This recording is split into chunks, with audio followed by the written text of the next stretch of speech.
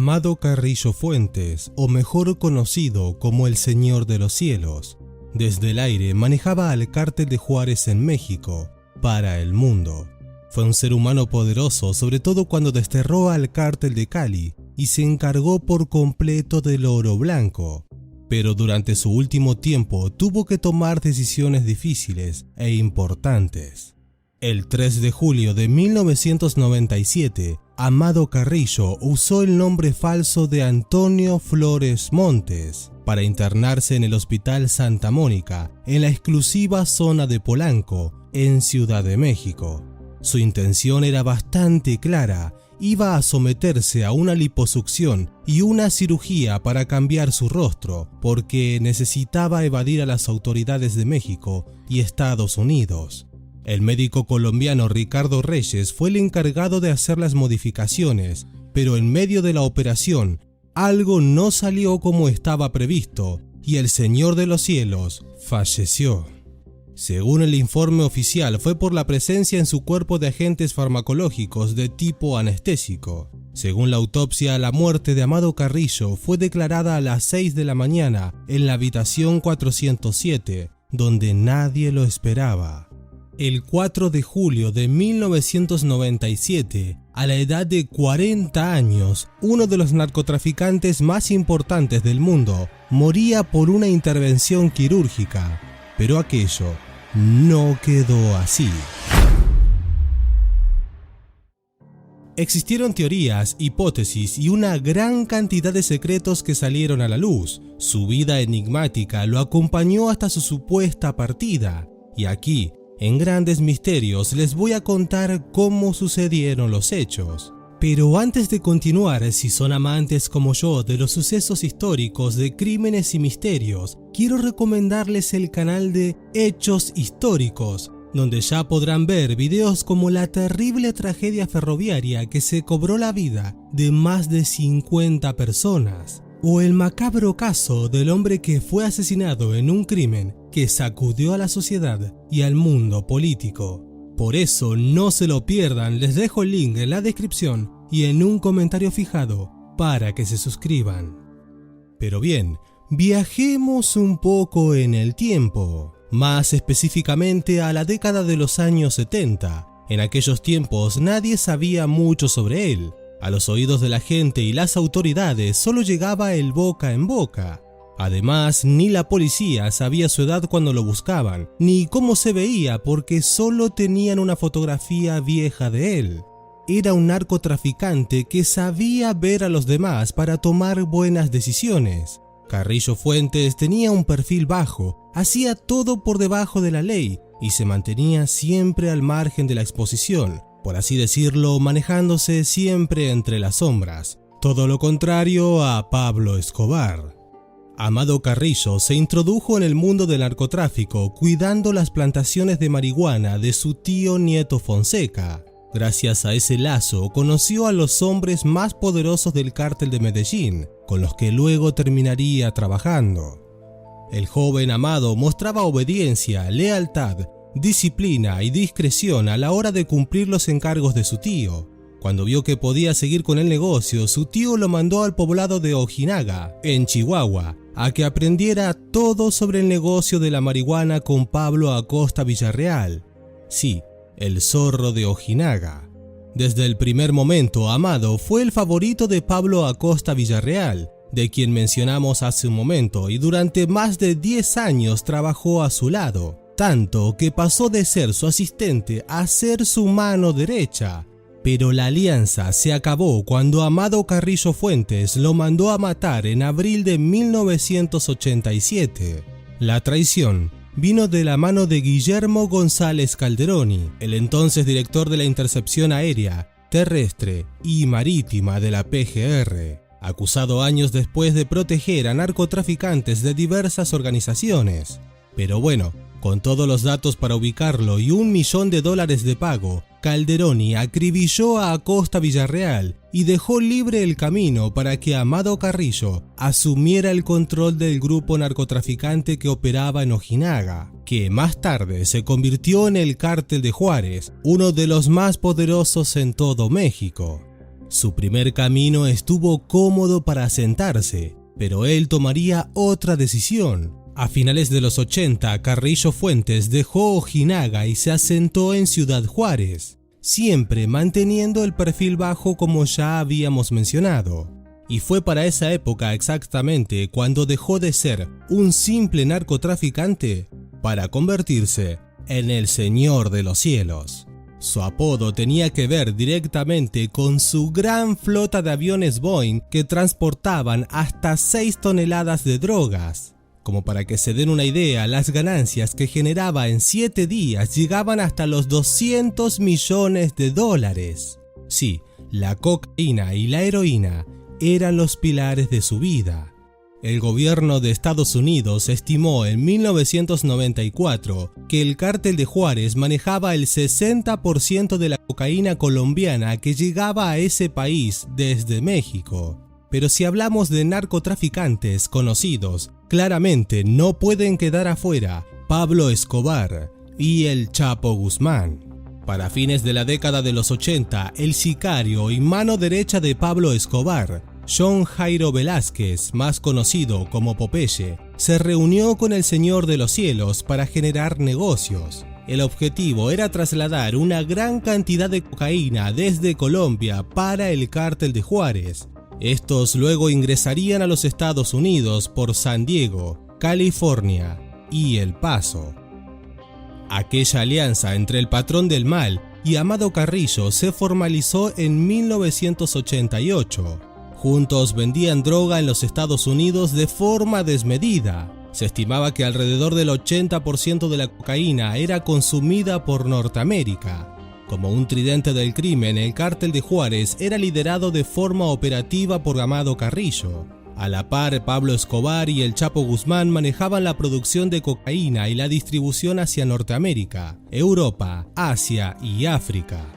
Su modus operandi era sobornar a las autoridades municipales, estatales, federales y hasta las agencias antidrogas. De aquella manera, su imperio creó una red inimaginable que les permitió lavar el dinero y volverlos multimillonarios. Desde afuera eran una familia criminal, nadie podía tocarlos porque entre ellos se cubrían las espaldas. Pero siempre y como en toda familia, también habían problemas. Y es que el ego y el poder fisuró las relaciones entre Pablo Escobar y Amado Carrillo Fuentes. Algunos señalan que los problemas llegaron cuando Escobar comenzó a ser vigilado de cerca por las autoridades, ya que se encontraba limitado para poder movilizar su negocio de una manera un poco más suelta, evadiendo así todas las restricciones. El Señor de los Cielos manejaba no solo su flota de aviones, sino que también tenía una alternativa marítima. Amado Carrillo no ostentaba sus lujos y se movía muy rápidamente. La verdad es que era muy difícil seguirle el rastro, pero ser escurridizo no le quitaba lo despiadado. Incluso llegó a exigirles a los narcos colombianos que le pagaran en cocaína y que además le facilitaran el acceso al mercado en Chicago, Atlanta, Oklahoma y en Seattle. Así es, estaba desplomando al cártel más fuerte y temido que se había visto hasta ese momento. Por eso, ante tanto despliegue, Pablo Escobar se sintió inferior. De manera que no quedó todo allí. Amado Carrillo contaba con otra gran ventaja. Sí, estamos hablando del soborno a las autoridades y funcionarios dentro y fuera de México, lo que le permitía un libre albedrío y una circulación abierta para poder comercializar su cocaína. Pero todo cambió cuando las autoridades colombianas hicieron justicia y decidieron terminar con la vida de Pablo Escobar. Tras escaparse de las fuerzas que lo buscaban durante casi 1 año y medio, finalmente fue interceptado y asesinado. O por lo menos eso es lo que se dice, ya que existen varias teorías que cuentan lo contrario. Pero bien, como seguíamos contando, con la muerte del patrón del mal, a fines de 1993 se modificaron las negociaciones de Amado Carrillo, ya que entonces el Señor de los Cielos y el Chapo Guzmán quedarían solos a la cabeza. Pero con un socio poderoso afuera y la policía tras sus pasos, no tuvieron otra alternativa más que buscar nuevos contactos para continuar con su imperio.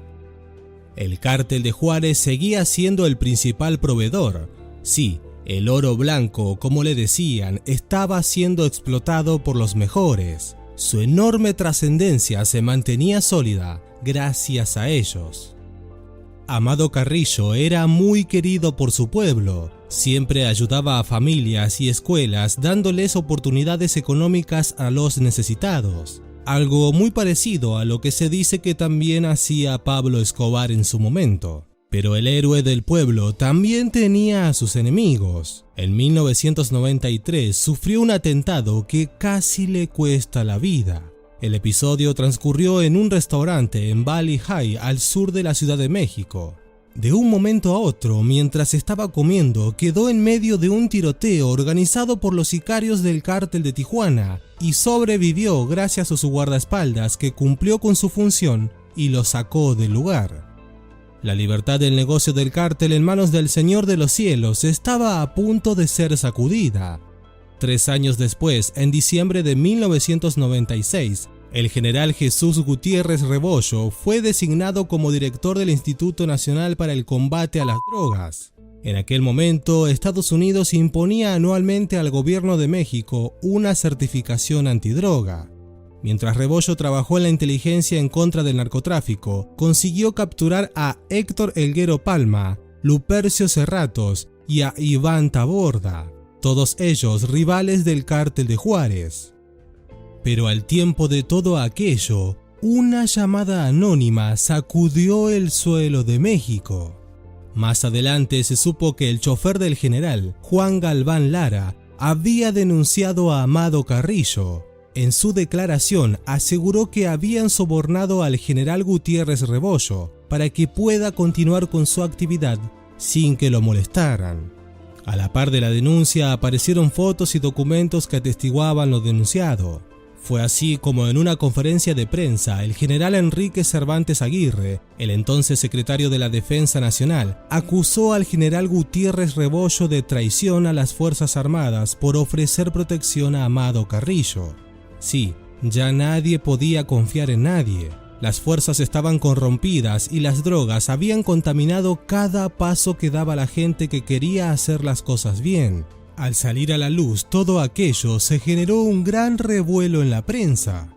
Para tratar de demostrar que la justicia sí estaba funcionando bien, condenaron a Gutiérrez Rebollo a 40 años de prisión, bajo la descripción de que atentaba contra la salud al fomentar el traslado de la cocaína y la transportación de armas de uso exclusivo del ejército. En 1997, el general fue encarcelado en la prisión de La Palma, de máxima seguridad, lo que hoy se conoce como el Altiplano. Murió finalmente en 2013, un día después de que le comunicaran que terminaría su resto de la condena de forma domiciliaria. Luego, el gobierno estadounidense generó presión en el Estado mexicano para que se capturase de forma inmediata a Amado Carrillo. Sí, para esa época todo comenzó a complicarse y los negocios empezaron su declive.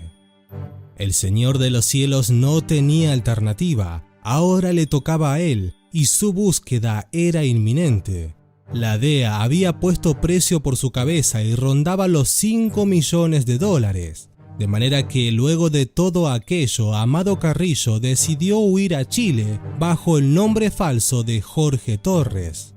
Para aquel momento estaba en juego su forma de manejarse desde el inicio. Nadie lo había visto en la calle ostentando o mostrando su poder. Siempre manejaba todo desde la sombra y ahora buscaban a alguien que podría ser cualquier persona. Sin embargo, Carrillo se movía con discreción, con la foto real de su rostro en el pasaporte, porque nadie lo podía relacionar con el narco más buscado internacionalmente en aquel entonces. De manera que al tiempo se movió hacia Argentina y luego a Uruguay, en donde siguió con su red del narcotráfico de drogas sintéticas con destino directo a Europa. Pero la realidad es que no podía seguir huyendo. Si bien las autoridades no tenían mucha información acerca de su apariencia, estaban pisándole los talones, por lo que no tuvo más opción que cambiar su